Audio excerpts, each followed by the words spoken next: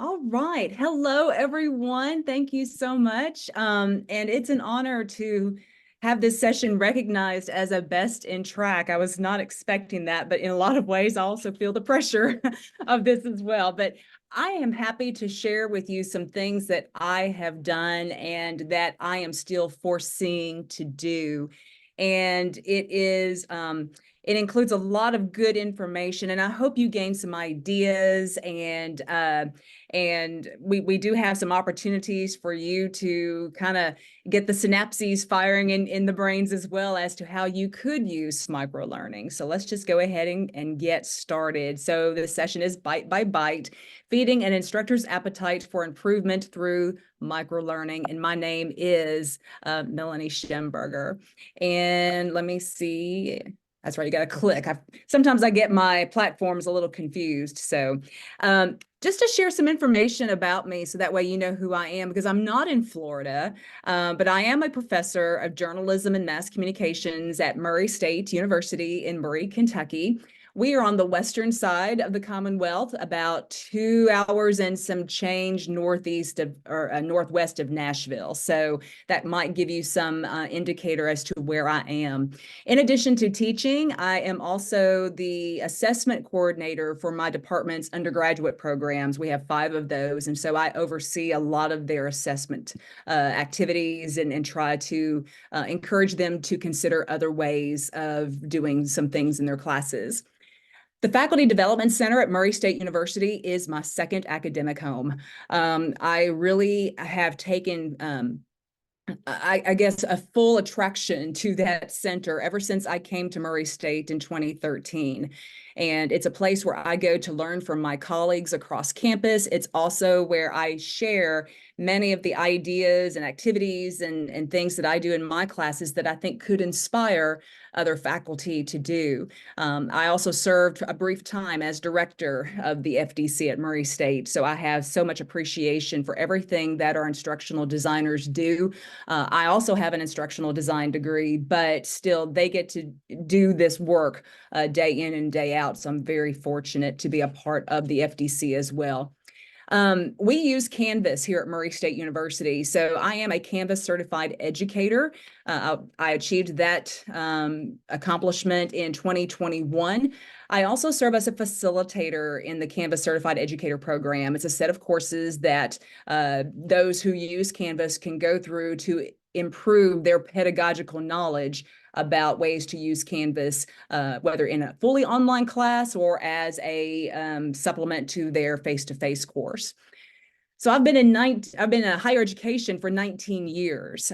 So in addition to teaching, I've worked in public relations and marketing office at another university, and I've done some adjunct teaching in other programs. So I love education, so much so that I also was a journalist who focused on the education news beat for newspapers and radio stations in Western Kentucky for a good period of time.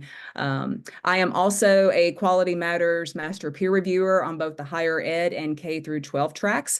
And as if I have nothing else to do, I'm just a big nerd, but I am working on a 4th master's degree, this one in library and information science at the University of Arizona. And I find a lot of parallels between what our librarian instructors do and even what we try to achieve through instructional design. So I am enjoying my educational journey through that program. One of the things that I always share with my students on day 1, in fact, it's in my syllabus, both undergraduate and graduate, is the statement that you see on the screen. A learning opportunity is wasted if I haven't smiled or laughed with you. And I really hope that through this information today that I'm going to share, as well as some of the activities that we do, that maybe you will just find a moment to reflect on something good that you can do with this and be able to smile about it.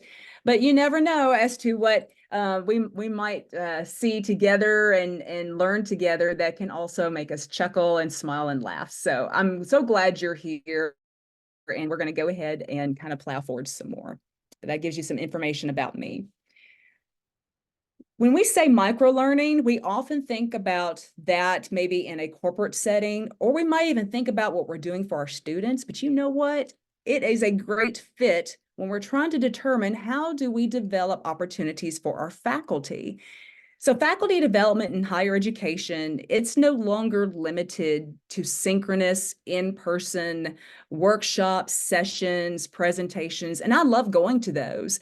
But we can no longer think of faculty development in our centers for teaching and learning as only that. And also, microlearning lessons are not just for our college students. Microlearning, which tends to be viewed as an onboarding method typically used in corporate learning for employees to learn about an organization's culture, mission, and compliance, but it provides opportunities for teaching and learning centers to expand their programming. Microlearning breaks down dense, challenging information into discrete pieces, and it makes it more manageable for learners to grasp and consume, and helping them to build on that knowledge. In faculty development, microlearning can help meet the pedagogical needs of the instructors. With microlearning, content is delivered in small, bite-sized pieces, thus the title Bite by Bite, providing learners with focused information and control over the content flow. Typically, individuals complete microlearning lessons asynchronously, but they can also be used to supplement, again, in-person courses. And as higher education continues to evolve in the context of learning management systems and other educational technologies, creating microlearning content might be a promising pathway for teaching and learning centers to consider or increase in their programming. So throughout this workshop today, I'm gonna show you a couple of examples that I have done and how I even developed those as well. And one of those will include a look at how I focused on a rubric development. And so I did a microlearning lesson titled Rubric Rehab. And the other one is about teaching online intentionally. So I will show you those examples. And then I will also offer some guidance on maybe some techniques, maybe possible platforms to consider, and just other practices that can help you to integrate or even consider fully microlearning. So I do have a couple of concrete directions for us today. And you actually will be doing these, but I also hope they will carry forward more so after this session ends. So I'm going to want you to identify a need that you have on your campus for enhanced faculty development that could be offered as a future resource. And then once you identify that need, what kind of micro-learning technique that you could use to help you develop a lesson about that faculty need that you think deserves attention. So those are the objectives that we have for this session. I also want you to see, because when I was preparing this and I saw many of the participants in Florida and how you are associated with this wonderful partnerships that you all have in the state of Florida among your higher education institutions, I did want to point out the alignment of this session to TOPkit's goals. So this mostly aligns with the developing focus of faculty development. All of you from faculty development centers, maybe teaching learning centers, and some of you might be faculty yourselves, and that's great. But you're going to be encouraged to consider which programming needs could benefit from a micro-learning approach. You'll be guided, again, in reviewing your current maybe programming portfolio. Maybe you already have a needs assessment already in place. You know what things you need to be doing, and determining how those could be addressed in this session. In addition, again, the examples that I have will show you how the development of those projects occurred. And again, the guidance on some strategies, best practices, et cetera, to integrate microlearning even better in your development. So I wanted you to be able to be aware of that. So let's get started. What are your center's programming needs? Now, I am kind of framing this more from the Faculty Development Center for Teaching and Learning perspective, but if you are a faculty member, think about the needs also that you would like to see delivered or created, to help you as a faculty member. Now, as you're thinking about that, I'm going to advance the screen again, and then I'm going to back out because there is a way we're going to do this. So go to, if you would like to participate, menti.com. When you are there, you will be prompted for a code 7207393. Or I'm going to leave this frame up here for just a few more moments. So that way, if you want to just do it on your phone, there's the QR code. So you have two different ways to access this. Again, either menti.com, and then the code will be 720739 and then there's the QR code. So I'm going to just give it a few more moments, and then I'm going to back out of this so I can get to the Mentimeter so we can look at all the responses.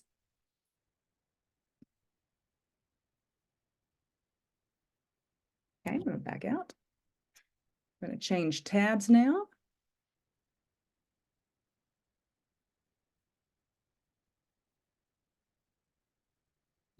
Oh, I got to get this out of the way. There we go. Okay. And I'm just going to leave it right here for right now. I'm going to bounce around some of these tabs that I have. And please do not judge me by the number of tabs I have open in my browser.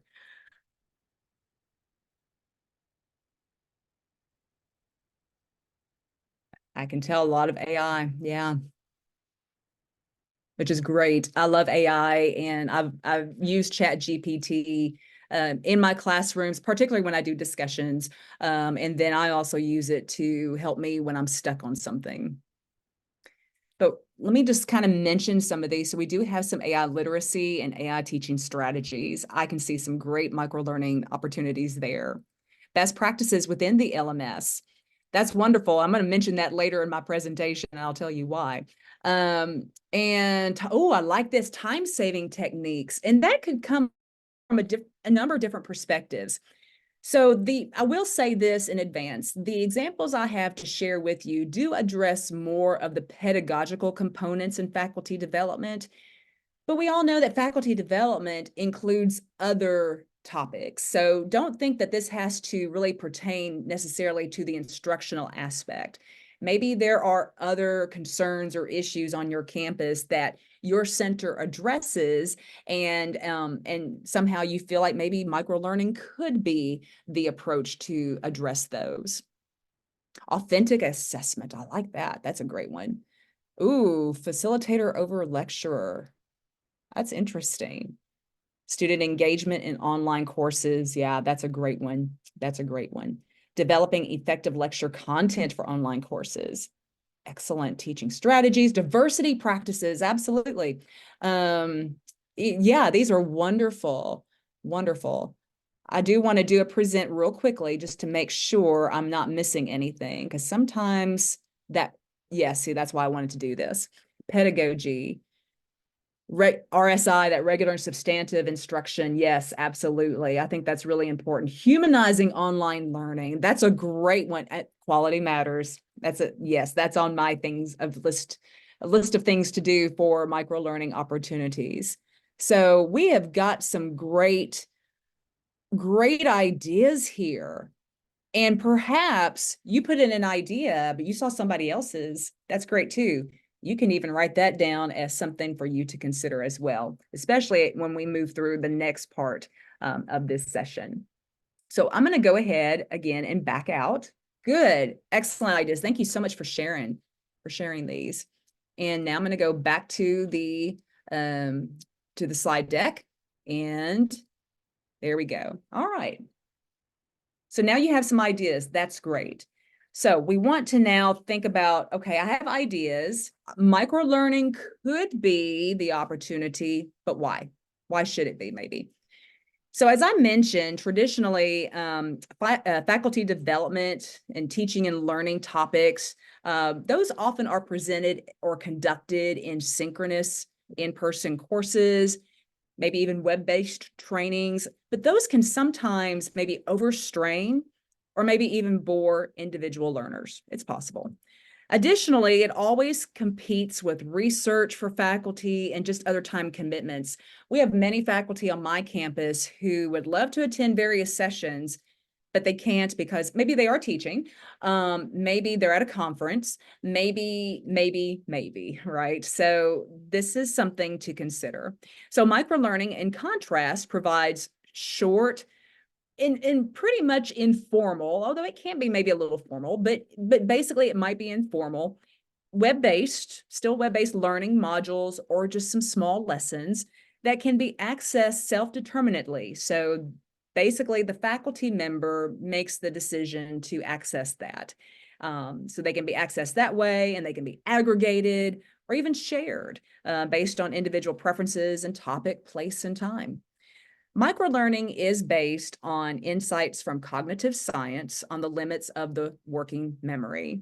So the number of separate information elements or chunks of which an individual can be aware at any moment is reported from about 3 to 7, depending on what you see in the literature. But really, we those are good parameters for us to consider, about 3 to 7 of those various chunks. And those represent the bottleneck toward the long-term memory. Memory consolidation is supposed to be improved with small, focused learning units, especially if units are continuously repeated at intervals that provide time to reflect, time to practice, and thereby make use of that distributed learning effect. So the key here is to make sure that microlearning content really stands on its own. And I think that's an important point. It's very laser focused on the topic. So microlearning opportunities can include tutorials. We'll kind of go into a little bit more information about how we can do that, but tutorials, video, interactive, multimedia, those types of things. Mini courses. So again, kind of going back to how some of those elements or chunks, maybe you can do a mini course that has maybe anywhere between those 3 to 7 modules. Or could it be just a standalone module and be able to share that somehow? Those are the main ones, and they are effective. A lot of those are. It's just the decision as to which one to pursue is going to depend on the topic that you're wanting to address. It's also going to depend on the time that you have, as well as the resources that you have. So there are a number of factors, but you do have choices to consider. So I'm going to show you, these are just screen grabs right now, but I am going to go into those micro-learning lessons in just a moment. But I wanted to talk about these real briefly before I showed them fully to you. So the first one that you see on the left, that was the rubric rehab. It was an interactive tutorial that I created. And a lot of times when we do things in small bursts, it's good to have analogies. It's good to use analogies. And I think sometimes the good chocolate chip cookie is the one analogy that many of us instructors, when we're thinking about how to build a rubric, we're thinking about that. If we can tell the criteria that we like in a good chocolate chip cookie, then we should be able to do that in a good solid rubric. So that was the analogy I worked with for this interactive multimedia video. And I created that in Adobe Captivate, and I'll show you that in a moment. The one on the right, the image that you see, is Teaching Online Intentionally. It included 6 modules total, but the first module was really about the mini course. And then the other 5 are the instructional modules for faculty. I decided to pursue this at a time in my instructional design master's program when I pursued that degree at the University of Kentucky. And I had to take an elective course, so I chose instructional communication. And I loved that course because there we got to focus on various topics and other areas of interest, constructs, if you will, that affect instructional communication. So things like teacher affinity, intentionality was one that had not been studied as much. So when I found that one, I decided to kind of hook onto it, because really when you think about instruction, really regardless of the modality, it should be intentional. But this was coming at a time where we all know about the COVID-19 pandemic. And so this was kind of born out of that a little bit. So I developed it for it's basically based on a paper that I wrote, but then I decided to add other components to it. And I will show you both of these programs in a moment. So let me back out again. I'm going to pull up another browser here. So I'm in my Canvas dashboard at Murray State University. Here's the rubric rehab. I am going to open it. Actually, let me make sure I just now remembered let me do a stop share because I'm just now remembering that that might not have been captured on that. So let me do another screen. There we go. Because they're not in the same window there. Excellent. Now you should be able to see this. So you are looking at the start of the rubric rehab micro learning lesson in my Canvas. And I am going to just kind of scroll here.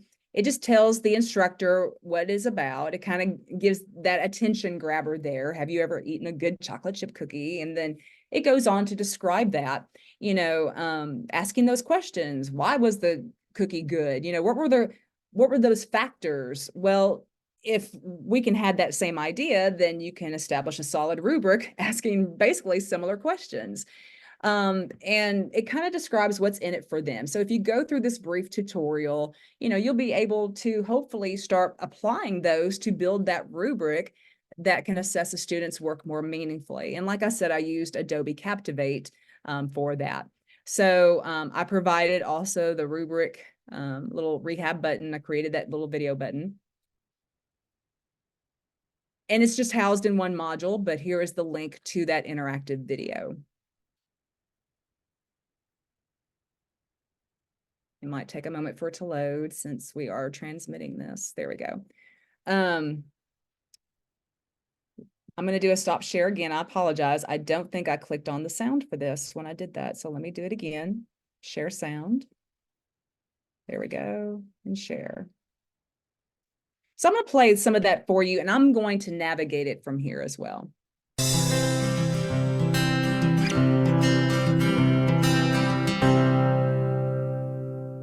I'm going to click start.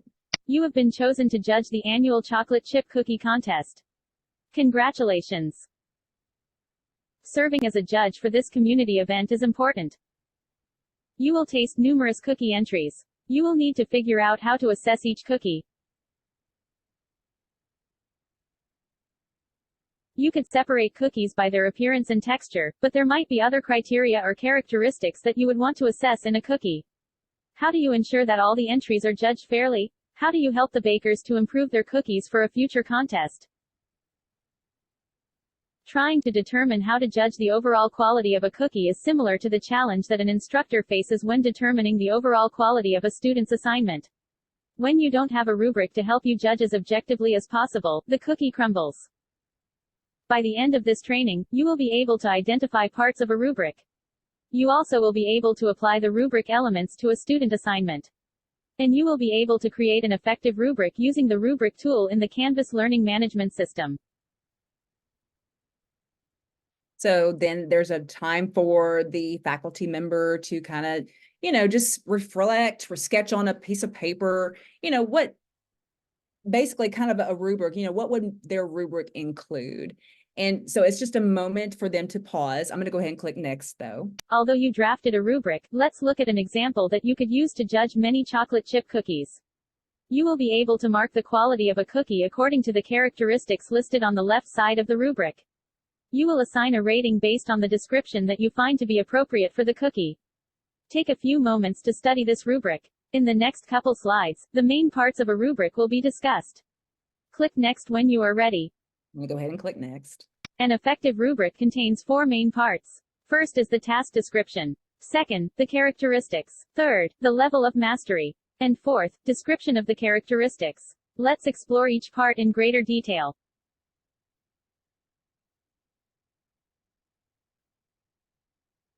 And then here is an activity for the faculty member to do, so they can click on each part to read more about its role in the rubric.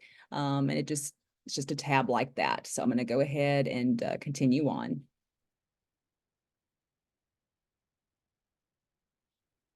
And then a knowledge check for them. So for them to drag, each label on the left. So we're going to, let's see, task description, the characteristic,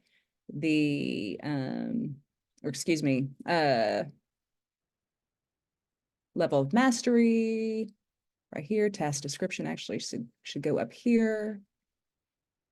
It's not letting me move for some reason, but let's see. I've already messed this up, which is fine. So I'm just going to go ahead and put that there, and it's going to be wrong, but that's okay. See, and that's what it does. So, and then you can go try again. So task description, that's that there because that's the name of the rubric. The level of mastery right here, the characteristic name, and then the description. There we go. Great work. Great work in identifying the necessary parts of a rubric. Judging the chocolate chip cookie contest should be more enjoyable now that you have an effective rubric to guide you. And again, here, they can consider some questions. It's another time just to apply. So they can record in the text box how they would apply these parts to a rubric for maybe a research paper. Many courses have research papers, right? I'm just going to go and just type hello just to move this along. So there we go. Since the research paper is a common assignment, here is an example of a simple rubric that you might consider using to assess a student's paper. Notice the task description, the characteristics, the level of mastery, and the descriptions of the characteristics. Click Next when you are ready to continue. Now that you can identify the main parts of a rubric and apply the elements of a rubric to a student assignment, let's look at how to create an effective rubric in Canvas. In Canvas, click the rubric button in the lower left corner below the assignment. You then will see a rubric tool appear. Start at the top and enter the task description or title. In the cell under Criteria, click the edit icon to enter the characteristic, called description in Canvas. You also can offer a longer description, but it is not required for you to do so. Under Ratings, click Edit. You can set the point value for that rating or level of mastery. You can describe the rating, which is the same as the description of a characteristic. After you enter the information, you can set the total point value for that characteristic. Check the box to use the rubric for assignment grading. You also will see other options that you can explore. Don't forget to click the Create Rubric button when you are finished. The rubrics that you create in Canvas are saved. To use a previous rubric, click Find a Rubric in the top right corner. Choose the course on the left. See the rubrics used. Click on one you want and then click Use this rubric. You can edit the rubric if necessary. Here is a completed rubric in Canvas that includes the 4 main parts of an effective rubric: the task description, the characteristics, level of mastery, and description of characteristics.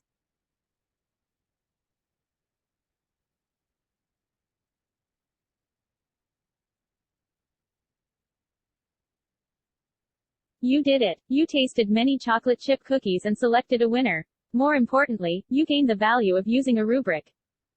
Specifically, you now are able to identify the main parts of a rubric. You can apply these parts to a student assignment. And you can create a rubric in the Canvas Learning Management System.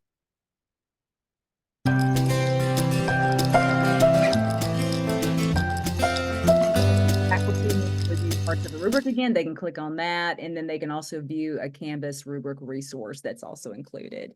So it might be a little cheesy, but I did get some good feedback from my faculty colleagues, and they really appreciated that. So I'm going to go back to my dashboard in Canvas. I'm going to show you the other one real quickly because I want you to be able to do this next activity. So let me scroll down. You can see all of my course cards. I do apologize, but Teaching Online Intentionally. So again, this is more of a mini course that I created. And I'm going to go ahead and just click on the Start Here.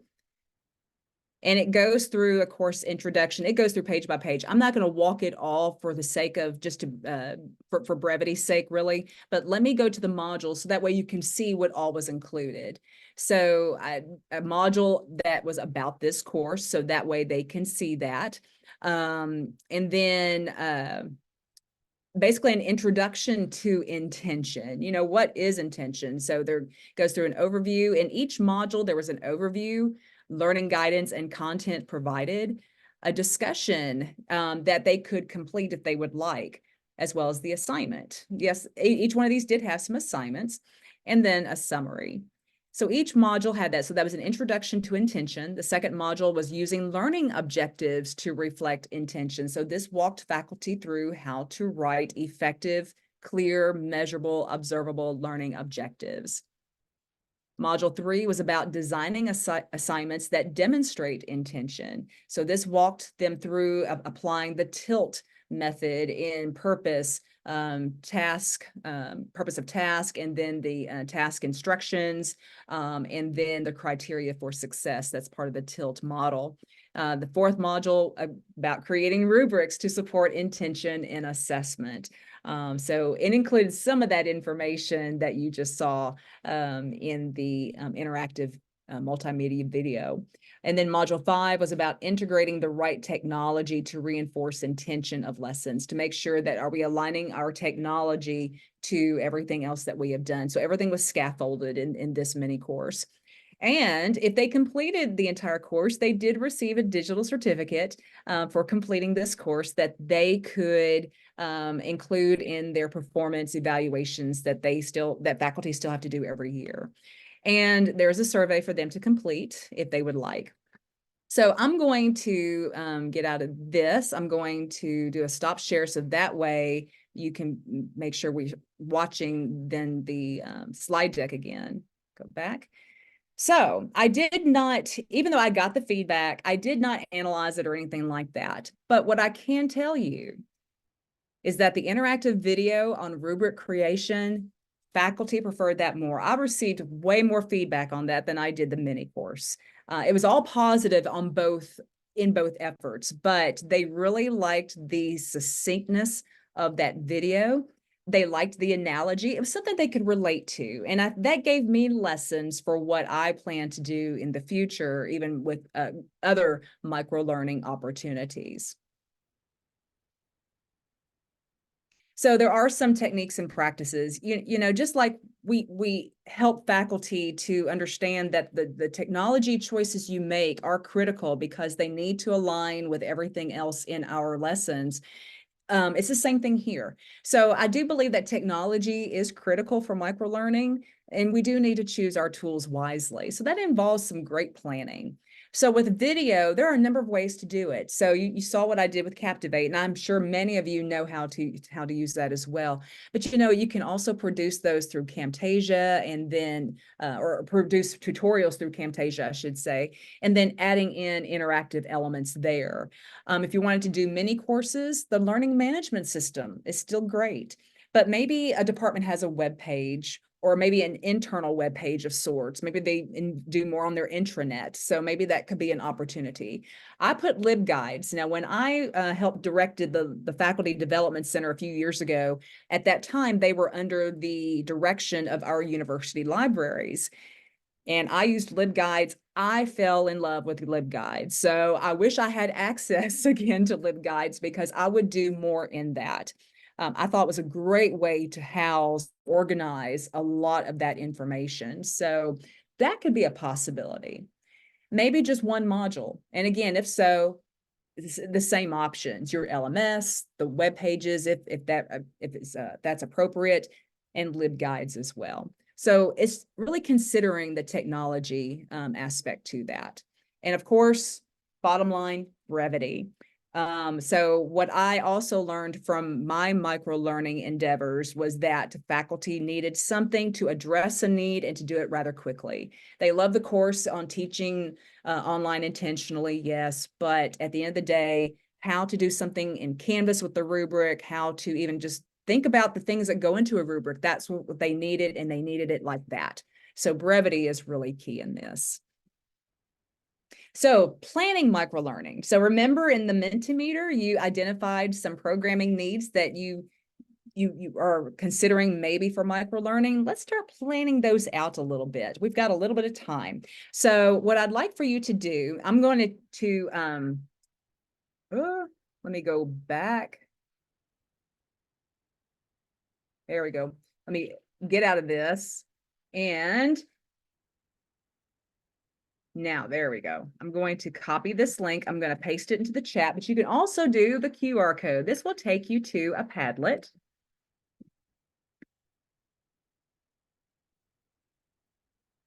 Okay. So I'm going to give just a few more seconds for those of you who might want to access Padlet via a QR code. I have to admit, I'm one of those, whenever I use Padlet, it's still on the computer. I cannot really do it well on a mobile device, but I'll just give it a few more seconds and then I'm going to go to the Padlet. Melanie, we had a quick question in the chat. Yes. Do you have any tips for managing microlearning, like enrollment, completion? Yeah, that's a great one. So what we did with the Faculty Development Center, since I'm not staffed there, I just do, that's part of my service activities. So that teaching online intentionally, of course, I have access into the course, but what we did is when faculty did complete it, and when I got that notification, because always, just like I do with students, I get those notifications and I do see those, then I would work with our FDC to create the certificate. And then we also went ahead and notified their chair and their dean. So we did make it kind of formal in that regard. So that way it's taken seriously at the same time.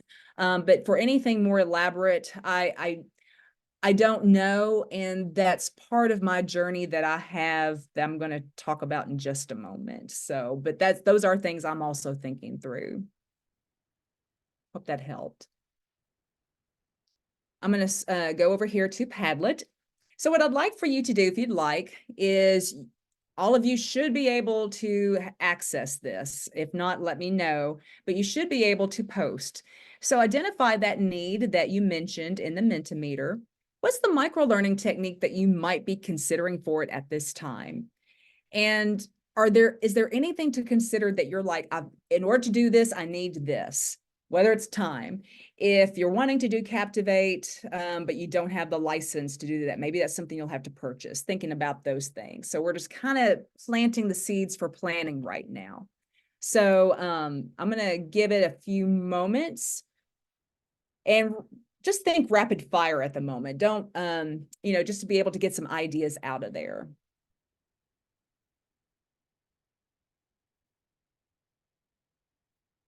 So you're going to hear some awkward silence.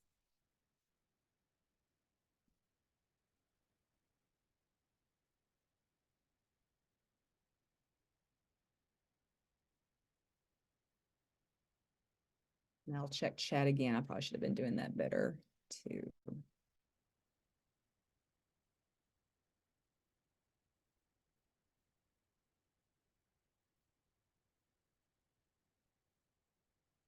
I agree that articulate rise, that's another one. I've been kind of dabbling in that at somewhat. I'm not too comfortable with it yet, but yes, I agree with you on that.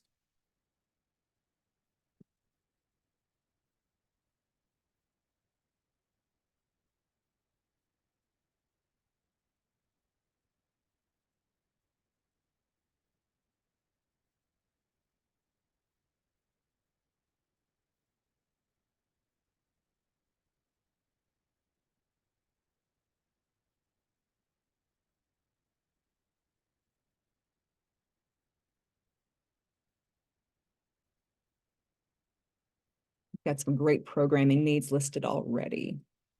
RSI and online courses. I love it. I remember a faculty development session that we did on that. And I feel like that is something that we need to address again, but maybe microlearning could be the way to go with this.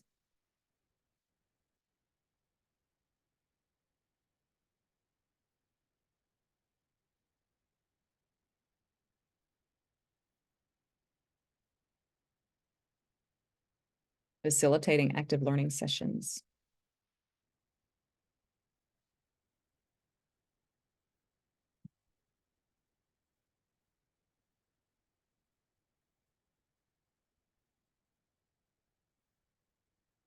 I like that idea. Again, going back to RSI and online courses, it's probably all that would require right now is just a module. Definitely how extensive that module will be, we don't know yet, but I would, that's kind of what I was thinking. So I do, I'm glad that, our minds are thinking alike on that. Making the connection with students during online courses, video tutorial of generative AI tools. I could see that. And then for the RSI in online courses, and if we did module as the microlearning technique, we could consider, these are the things we're thinking about right now, have faculty design a communication plan using ChatGPT. Wonderful.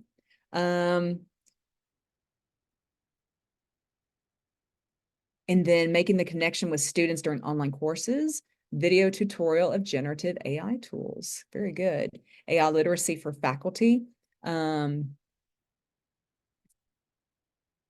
then top tips with a micro lecture to accompany. Yeah, absolutely. Absolutely. Time. Yeah. And specify that, because I do think that's important to really articulate that is for us to do some more of these great things, we need time. And, maybe that's something that needs to be budgeted, time. We're good at budgeting money when it comes to higher education, but when it comes to time, we're not thinking that. So yes, absolutely, time. That's important. I want you all to keep working. This is great, but for the sake of time, I'm going to go back to the slide deck. I have just a few more points to share, but you can always have that as a resource now that you can access that at any time, and consider even developing a worksheet to help with your planning needs on that. So some final takeaways. I think microlearning is good even when you might have a great semester worth of events and workshops planned for faculty development, but maybe there are just too many. Could one of those be taken to a microlearning approach? Or maybe sometimes, if attendance has been declining over the semesters, is microlearning now the better approach to do? Our instructors do wonderful things in the classrooms, so maybe consider asking them to showcase their instructional approach. Of course, you would still be hands-on with maybe the technology, but arrange for that to happen with them. And then maybe you get all these lessons together that have been micro learning produced. Is there a resource page where you can feature all of those? Again, like your LibGuides page. We do a Teaching Tuesday e-newsletter, and those two courses that I just showed you, or the video and then that mini course, we still promote those in the newsletter for faculty. So be able to do that. And yes, consider awarding certificates or digital badges as evidence that instructors can then include in their annual performance evaluations. So hopefully, and we've been able to do this, you've identified a need for enhanced faculty development that could be offered as a future resource. And you were choosing some micro learning approaches to, help you in developing something about that faculty need, because it's deserving some attention right now on your campus among your faculty. So wrapping up, here's what's for me in micro learning. So I really need a sabbatical. I'm just going to say that, but we plan basically almost a year and a half in advance. So my due date for me to be considered in spring 2026 is this fall. Microlearning endeavors are going to be a part of my agenda for sabbatical. So I'm going to do a needs analysis among faculty. I'm going to create kind of a survey and also talk to them, but basically I want to do a survey to assess what those topics that they would like to see in a microlearning lesson. And then how would they want to be able to experience microlearning? Again, I got some early feedback on that rubric rehab tutorial. Are they wanting more of that? If so, yes, that takes time. I need a sabbatical to do that. So I do have some initial ideas. So Canvas tools, I know some of those were mentioned in your ideas. I think how do we teach writing styles? So I'm trying to do more on a behavioral component with my students on APA, but how can we teach those effectively? So maybe there's some opportunities for micro learning lessons there. And then I did like that RSI in online courses. I think that's a great one too. And then we've got many more ideas, but those will get me started. So fingers crossed for me for spring 2026. stay in touch with me. And there is my contact information. I am on Twitter X. I still like to call it Twitter, but I'm trying to also recognize its proper name. But I just call it Twitter X at Dr. Mel Shemberger. And I'm also on LinkedIn. And I would love to hear how microlearning is working for you. Thank you so much. And if there are any questions, I'm checking the chat as well. But I think that's it. Thank you so much, Melanie. What a wonderful session. Great resources, great conversations and ideas shared. So I really appreciate you, and I appreciate all that attended this session.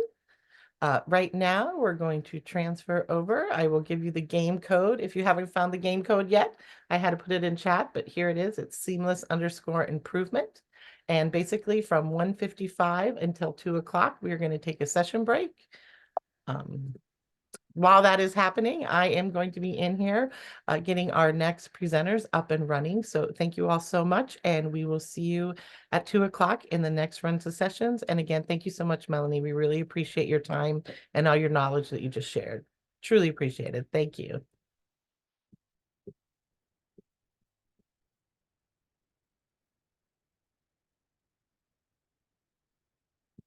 Hi, Karen. How are you doing? There we go. Can you hear me? Yes, I can. Okay. I'm like polishing my gems of slides. Ooh, I can't wait. Yeah. So anyway, we'll make it do. You know, I've got them in Google Slides. So what? I'll just share my screen, right? Yep, your Okay. co-host. So whatever you need to do, if that's where they're at, that's probably best. Okay. I will